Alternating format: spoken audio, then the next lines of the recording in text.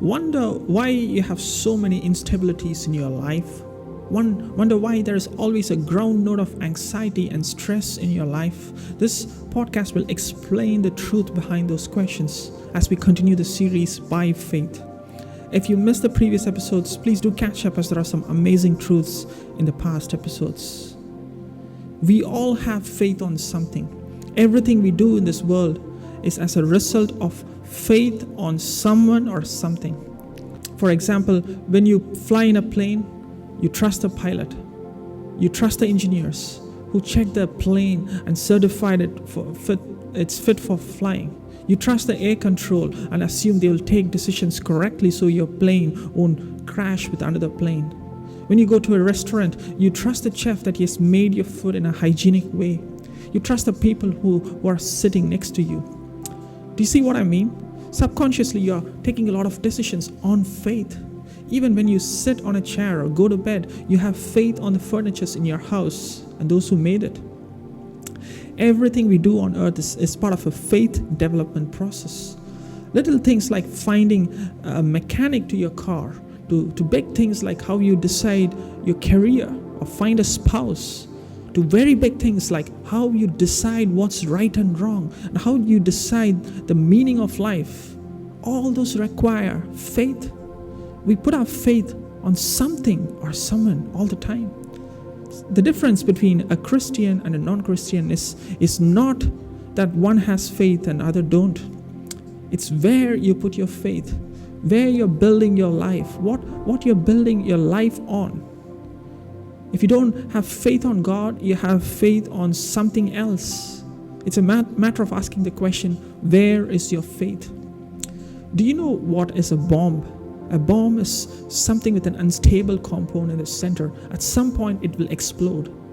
See, when there is instability, it's a matter of when and not if it explodes. Your life is unstable because you have put your faith on inadequate objects instead of putting your faith on God. When you put your faith on inadequate objects, at some point in your life will explode. Jesus asked this question, where is your faith? To the disciples who are panicking at a storm. See, Jesus was in the stern of the boat fast asleep. When Jesus asked this question, he didn't mean you have no faith. He was asking on whom or what you have put your faith. See, the disciples had more faith over the winds and the waves and were convinced it's going to kill them. They didn't put their faith on Christ who was in the boat. See, we all have faith on something.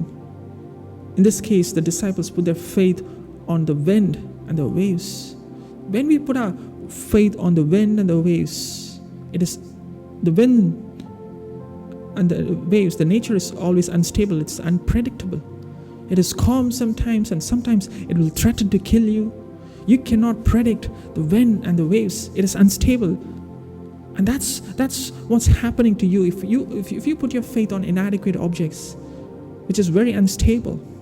Your life will go from one extreme to another extreme in a matter of seconds. Your life will become unpredictable because you are not putting your faith on a solid, unshakable object. The object of your faith should be unshakable, should be firm. When the object of your faith shakes, your entire life will shake. The entire ground you're standing on will shake. And this is why atheism requires a lot of faith than believing in God. And atheists believe that the world, the universe, with all its trillions of galaxies, they just formed out of chance. They believe that you and I are a result of a bunch of chemical reactions, a result of collocation of molecules. Scientists also are agreeing that the probability of this happening is like a tornado sweeping through a junkyard that results in a Boeing 747 in a working condition. Think about it. It's never going to happen. Or you throw a small pebble from the space, considering the vastness of the space, the pebble should hit a satellite and then fall on a truck in a highway moving at a very high speed. That's the probability, that's the chance of evolution. What are the chances? It's almost impossible. So it takes a lot of faith to believe in evolution than God. Moreover, if you are a result of a collocation of molecules, there is no reason to be irrational. There's no reason to be rational. Why do I need to trust your thoughts that say there is no God? Your thoughts are a result of a chemical reaction. There is no basis for your thoughts.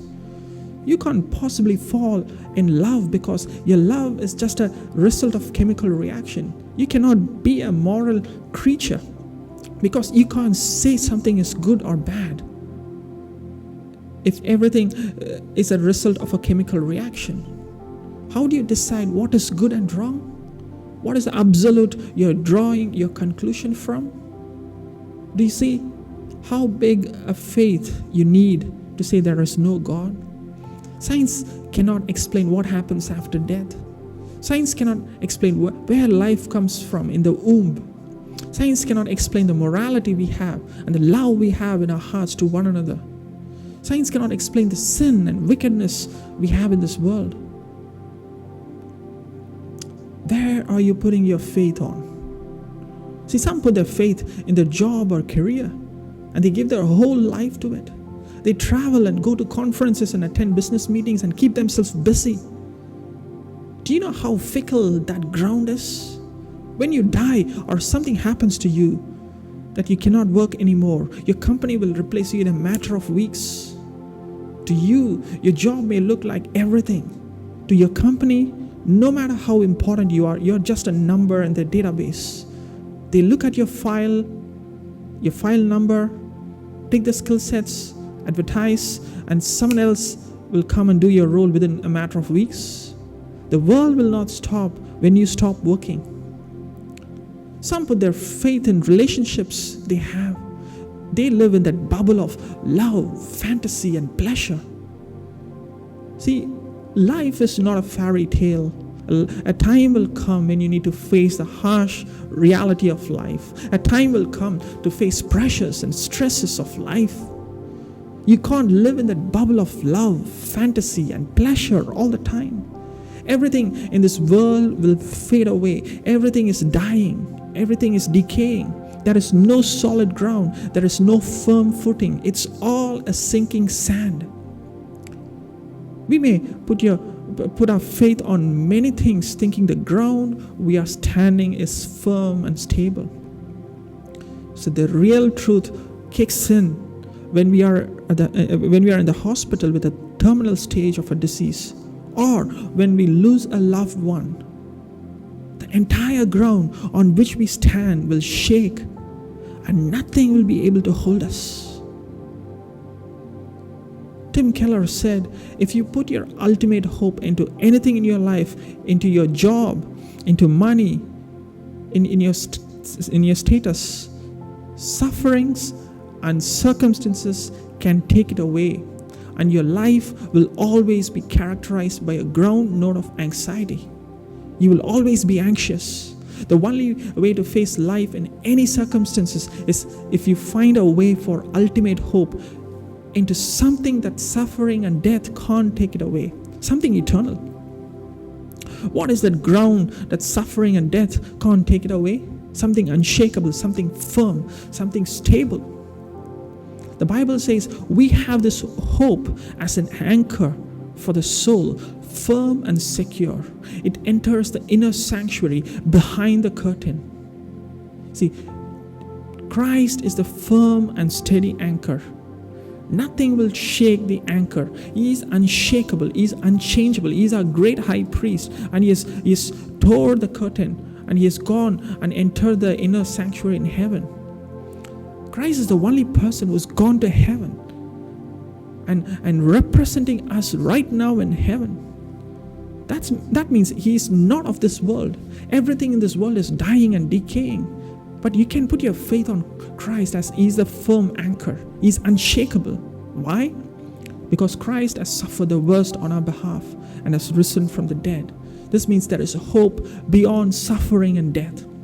There is hope beyond all the tears and pain we see in this world. Your suffering is not the end. When suffering and death comes, you can say, like Paul, For our light and momentary troubles are achieving for us an eternal glory that far outweighs them all.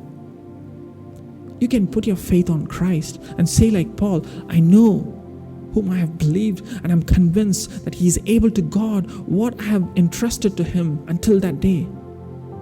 Where is your faith?